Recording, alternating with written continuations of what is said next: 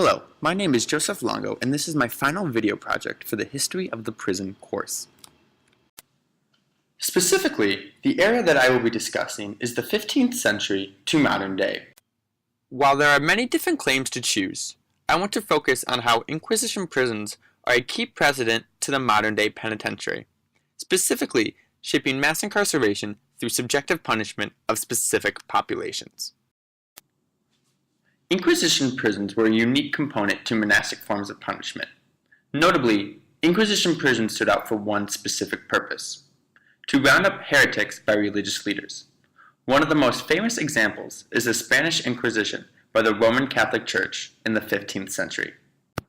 A defining characteristic of Inquisition imprisonment was the mass rounding up of heretics. Little discretion was made as religious leaders subjectively and recklessly rounded up civilians. This persecution was so subjective that neighbors would accuse those that wronged them of being heretics. All of this resulted in a mass rounding up of people with little discretion. Eventually, all the monasteries and churches were filled.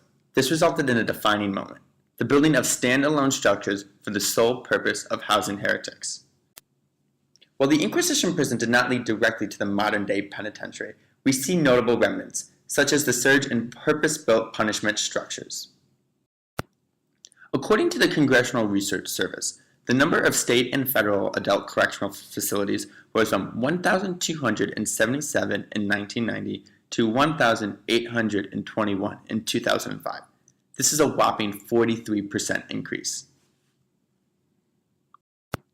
As New Jersey Senator Cory Booker noted, this averages out to a new prison being built roughly every 10 days for this 15-year span. Inquisition prisons are not the only example of standalone structures throughout the history of the prison. But like today's prisons, they were one of the first to set a precedent of building structures in mass waves for the sole purpose of housing criminals. No longer sectors of current monasteries, they were singular intent buildings. For there to be an abundance of purpose-built structures, a mass roundup of people was needed, and both Inquisition prisons and today's penitentiaries targeted specific groups. Norman Johnson reports in his book, Forms of Constraint, the estimated number of heretics part of the Inquisition, that between 1705 and 1808, 291,450 people were captive. During the 14th and 15th centuries, the Catholic Church targeted those who would not convert to their religion. Often these were Jews and Muslims. Because Catholics controlled much of Europe at the time, they locked up their enemies who threatened their control and power.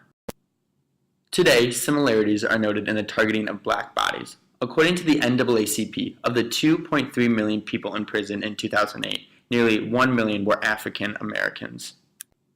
Inquisition prisons and today's incarceration share a mutual interest in locking up specific populations. One notable reason was the subjective and economic impact of incarceration. Inquisition imprisonment had several different levels of severity, ranging from fasting to being chained to a wall. However, those with status and wealth had an easier time. Sentences could be commuted for monetary payment, and the select few could bribe jailers for food and clothes. Similarly, million-dollar blocks demonstrate the price of incarceration comes from specific communities filled with predominantly black residents with lower socioeconomic levels. Like the poor during the Inquisition, low-income black populations do not have the prominence to obtain powerful legal representation or pay exorbitant fines. The last similarity between the two areas of punishment is a shared response to crime, a vocalized rehabilitation that is in fact a revenge.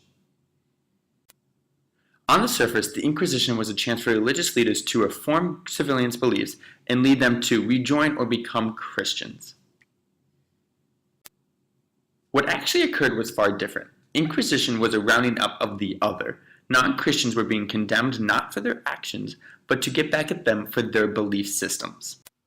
Today, the high incarceration rate is often touted as reforming criminals and synonymous with a low crime rate. However, the two are not connected.